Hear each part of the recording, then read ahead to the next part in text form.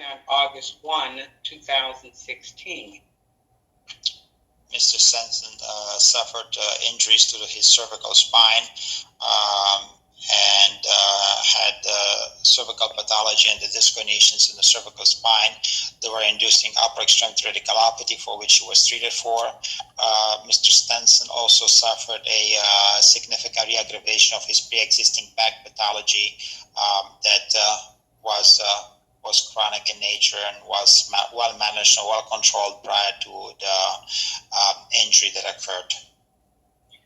Do you have an opinion within a reasonable degree of medical certainty as to whether or not Mr. Stenson has a permanent injury as a result of a motor vehicle collision occurring on August 1, 2016? Absolutely. His injuries were permanent. The surgery that he underwent is permanent. The changes to his anatomy have been permanent. The surgery that was done is permanent, and he will never be the same way he was prior to the accident. Can you tell the jury what the term asymptomatic means? Asymptomatic means that the patients had no symptoms. For example, they have done studies of people who are completely normal that had no complaints and put them in an MRI, and 14% of those people below age 28 had some disc pathology that was present on the MRI, but it wasn't bothering them. So asymptomatic means that even though patients can have a certain finding on the MRI, as long as it doesn't bother them, that is asymptomatic.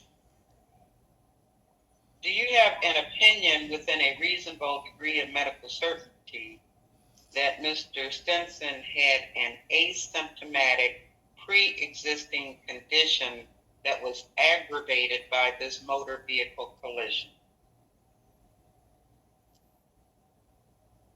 Well, we know that the patient had a symptomatic issue with his lumbar spine, which was bothering him, that was managed with his medical cannabis.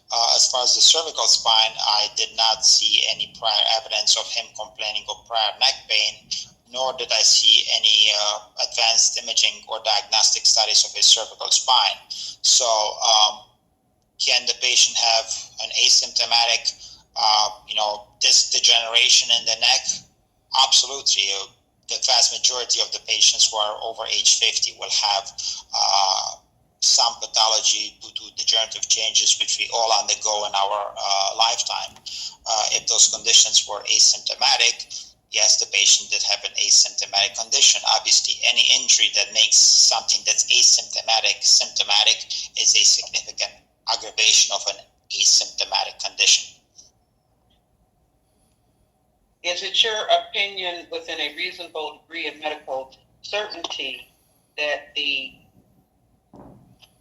condition or Mr. Stenson's complaints were not due to a degenerative disease, aging, or arthritis?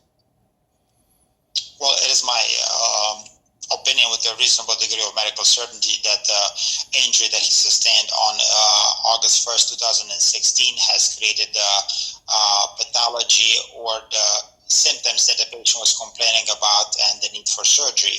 Can the patient have a degenerative condition like we discussed before? Sure, but if that condition was well managed, well controlled, or asymptomatic, it is only the accident has caused the patient's symptoms and induced the need for treatment. Are you in a position, doctor, to talk about whether or not the bill from the urgent care center is fair, reasonable, medically necessary, and causally related to this motor vehicle collision? Well, I can testify to the medical necessity. As far as the urgent care bill, I cannot testify for that because I don't have any experience with urgent care. So I can testify on medical bills or spine surgery treatments, but for the urgent care, I can testify that it was reasonably necessary and medically indicated. I would defer on the bill for the urgent care. Well, let me ask you then about the bills for the spinal surgery. You will see at plaintiff's exhibit number 13, there are medical bills and there are bills for spinal surgery. I think one is $118,000 and another bill looks like it's well in excess of $100,000. Are you able to testify about those bills for those surgeries? Yes. So are those bills that are contained in plaintiff's exhibit number 13, in your opinion, fair, reasonable, medically necessary, and causally related to the motor vehicle collision on August 1, 2016? Foundation. Yes, thank you. I'm going to go on mute for just a second. I'm almost done. Hold, please. All right. Dr. Sherman, you are charging Mr. Stenson for your deposition today at $1,800 per hour, correct? If I'm not mistaken, it's for the 2 hours. Okay. And if you weren't sitting here with us now doing a deposition, would you be in surgery and able to earn more money than the $900 per hour that you're being paid right now? Absolutely. So how much does it cost per hour for a surgery? Is that how you charge, or? No, the surgery is not done per hour. It's for the procedure. So if there's a procedure like the one that Mr. Stenson had on his neck, is it your understanding that such a surgery cannot be done for less than $50,000?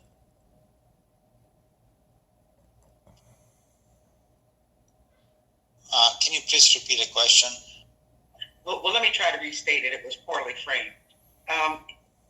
Given your experience doing these types of surgeries, is it your understanding that these surgeries are going to cost well in excess of $50,000? Sherman Foundation. Yes, there are several charges associated with this procedure, surgery centers, implants, and so forth. So yes, it's more than that.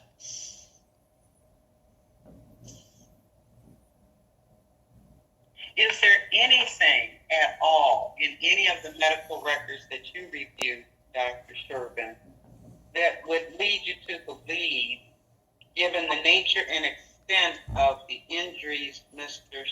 Stenson suffered, that they weren't caused or were not caused by the motor vehicle collision on August 1, 2016? Foundation. Well, given the history provided, given the records reviewed, given the objective imaging findings and the timing of the injury, more likely than not, injuries that the patient has suffered and the need for his treatment was directly causally related to the injury that occurred on August 1st, 2016. Thank you, Doctor. I don't have any additional questions for you at this time. Mr. Castellaro? Thank you. Good afternoon, Dr. Sherman. Hello. Dr. Sherman, what did you do to prepare for today's deposition? I did a review those multiple records that were provided by the council, and had a conference with the council to make sure that I have all the records, since even the records for my treatment were not in my possession, since I no longer work for Elite Orthopedics, so I needed to make sure that I have all the records that were going to be addressed